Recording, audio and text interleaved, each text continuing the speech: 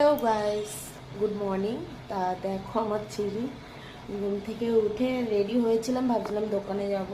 তার শরীরটা ভালো লাগছে না, দেখো আমার জ্বর ঠসা মোটেই কমছে না, আবার জ্বর ঠসা হয়েছে ঠোঁটে।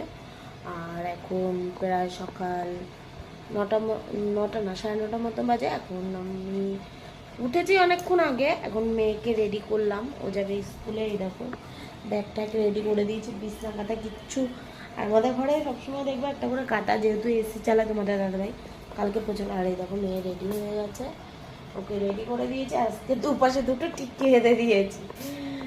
আর রেডি করে দিয়েছি, এখন ওর বাবা নিয়ে যাবে স্কুলে। আমি যাই না সেরকম, তার শরীরটা ভালো লাগছিল না বলে, তাই আমি তোমাদের দাদাভাইকে বললাম কি বিকালে বসবো ওখানে। তা চলো, কিছু বলবা? তোমার বক্তব্য আছে? তা তা চলো, স্কুল যাবে। আর রেজাল্ট বেরিয়েছে, রেজাল্টে মোটামুটি করেছে, কিন্তু আমি বলেছি ফাইনাল পরীক্ষায় ভালো করতে হবে। কত হয়েছে জানো? কত পেয়েছে?